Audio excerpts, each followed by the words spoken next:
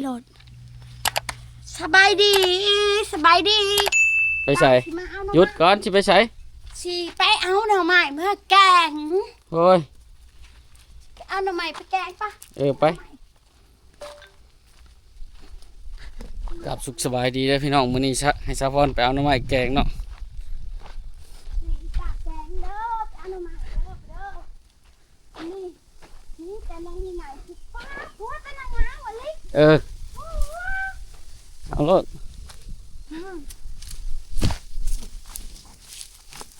นี่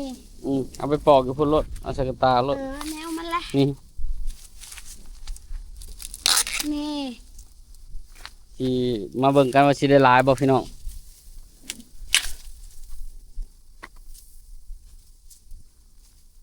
มือนั่นก็เอานะผัวประมาณทิศละเถื่อเนาะบ่ทิศจำเนาะหามือก็ทำจะมีกับจงไหวตัวนี้ได้ยังมือยาวไปเลยเป็นมือยาว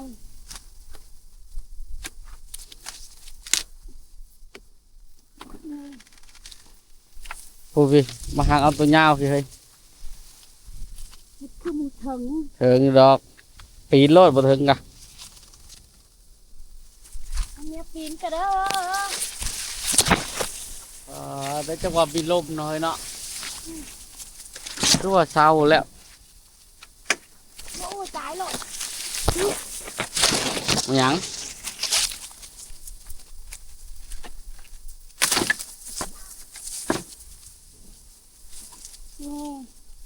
ไปเอาข้าวใหม่อีกไปรถเป็นเดือนเลยเนาะทำไมกะผมคือโบโหดบ่อย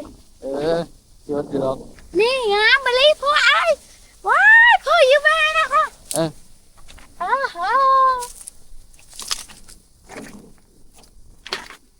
หักอาจจะชุ่มมันยาวเด้อ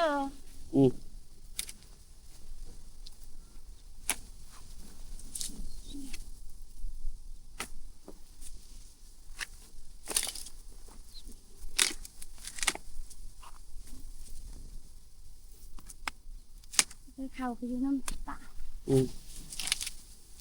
เพิ่นเมื่อเอายังเกาะมื้อนี้เมื่อปักแวน ได้หลายบ่งามบ่เอายืนไปเอาอยู่น้องเขาถอยแตงไปโอ้ยน้ำเด้อเฮ้ยน้ำบ่น้ำหรือตะปูน้ำนี่เด้ดีคุยเวลาคุยจะเอาจุดไฟหัวมันโหลด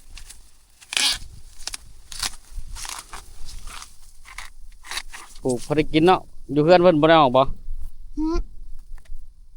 มันออกนี่แหนงมันสักแหนงนี่เป็นย้อนหยังเป็นหยังคือบอกอีเมตัดเลยเพราะว่าอย่าตัดครึ่งเด้อลูกชายคนเมื่อตัดจนหมดเล็กหน่อยมึงเอากันใช้ผ่าตัดเบิดเนาะเมื่อใหม่นี่เขาก็ยังบอกว่าตัดหมดมันเป็นเอาพวกไอ้ชิมขันนอกจากเอาขดายบ่ขดายเจ้าไปเอาขดายไปขดายเล็กจ้ะโอ้พอขนาดนี้ยังพอแกงอะไรได้นี่เนาะพอละเฮ้ยมือใหม่ยังเอาใหม่อีกมือใหม่บ่พอได้พอแล้วนะเนาะเอาแต่แถวตำซะเอารถเอาไปหานอนนั่นก้อนนั่นอีกพอแล้วเอาไว้ให้มันยาวชุ่มพอได้หม้อหนึ่งบ่ได้เนาะเคยเนาะได้หม้อหนึ่งบ่ได้เนาะขนาดเป็นอย่างเดียวก่อนนี่บ่มีปานใดก่อนนี่บ่มีก่อนมันบ่มีปานใดบ่มีอะไรนี่นะมันจะโหดอีกสิปงอีกเลยโหดแมลงก็จังสิโหดก่อนนี่ก็มีอยู่เนาะนอนหนึ่งสองเนาะ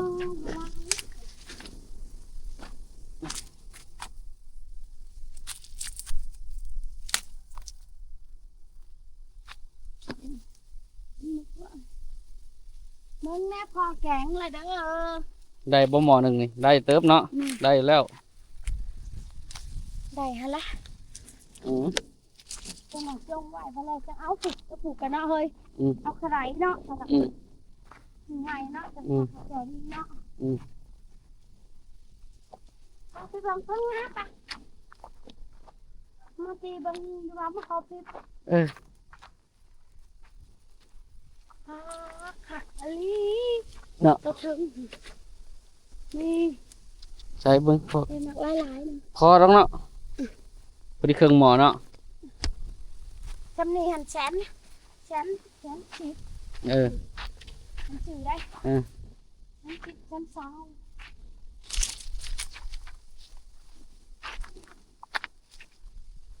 บางโมงก็ใหญ่เลยพี่น้องว่าแม่คุบเครื่องคุบคองมาเทพื้นเนาะ ฟ้าเฮ้ย ตอนหับยำผลยันมัน เฮ้ยจังก็สีฟ้าเลย ข้างมันนี่บ่ไปถูเอาเห็นอะไรรถบ่แม็กตากแดดแล้วเข้าห่มก็มาพี่น้องครับ หลังจากสาวพรหักเอาหน่อไม้เนาะหลังจาก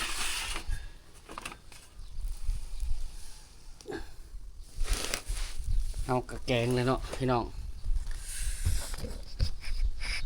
หลังจาก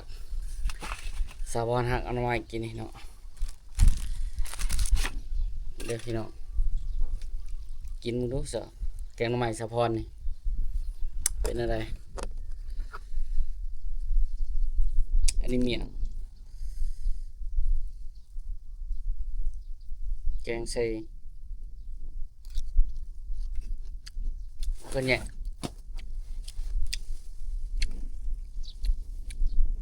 จิรอพี่น้องเห็นบ่จิรอ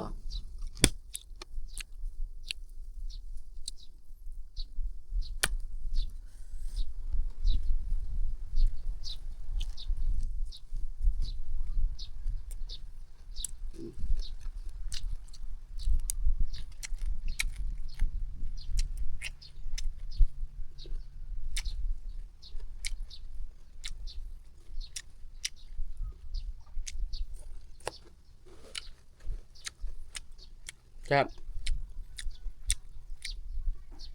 ทำไมบะแม็กปลูกเองพี่น้อง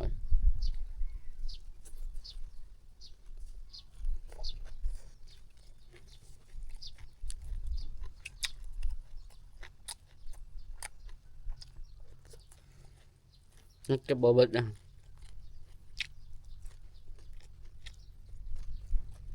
มาเก็บมือไหน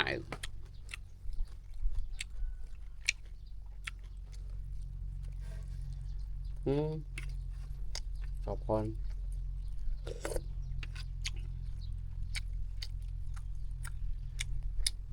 บ่หมักใส่ผักขะแหน่พี่น้องกินผักขะแหน่บ่หมัก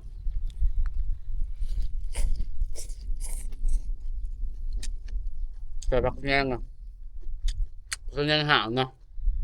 ครับ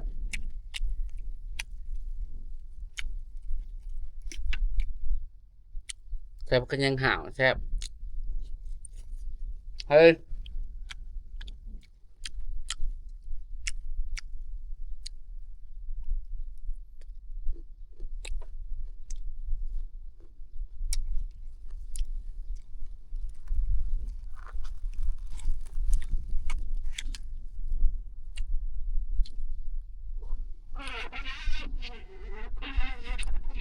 อย่างนี้เกียงบรีดเฮ้ยตักน้ำไหมพอนะตักน้ำกินไหมพอนะไหม โอ้ ใช่แน่ ยังมาใส่เนี้ยเลยละยังไง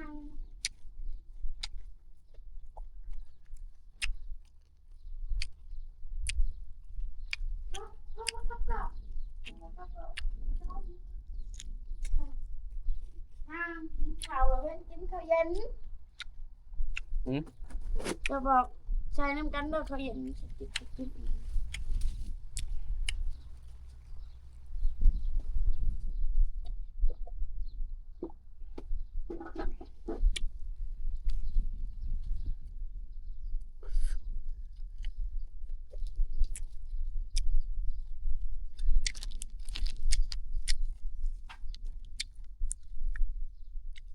เป็นนางผ้า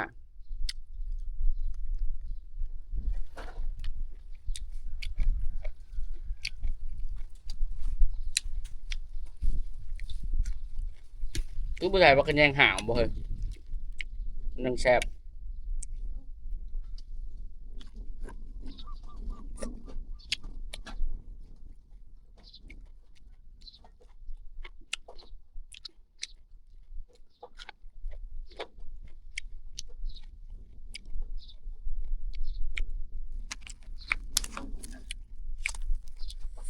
กินเมี่ยงไปละ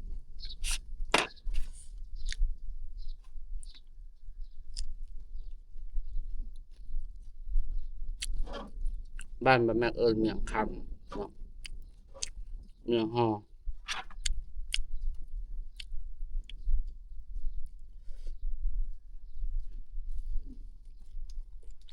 กินหน่อตุ่มก็ต้องถือเอา nó có ổn mà thằng ngâm cua nữa chưa của tao ạ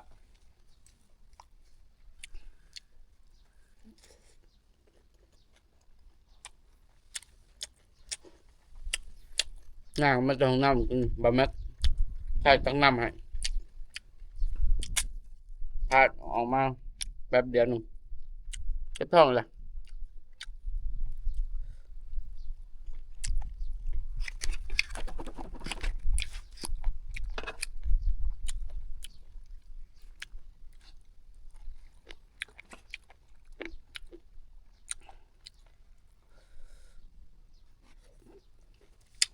แกงหน่อไม้ใส่เครื่องหลายก็บ่แซ่บมันบ่แม่นแกงหน่อไม้หมกบวบจิรอหลายหาตอนหน่อไม้บ่เห็นเนาะ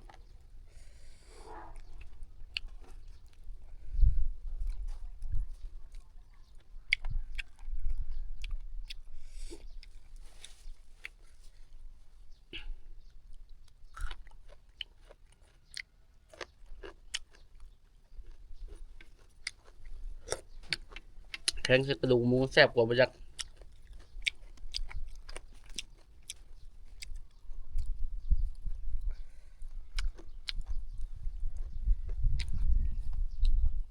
ตักน้ำมากันหน่อยเลยมาพี่น้องคลิปนี้ก็บ๊ายบายเด้อมาลี่กินไม่แข็งอยู่เดียวพูดนะโอ้ยผัวลูกสาวไปหา ไปหาตอนใดก็ฉันเอาให้น้องกินน้ำซาพรนี่ก่อนบะมาอย่างไม่แข็งเนาะ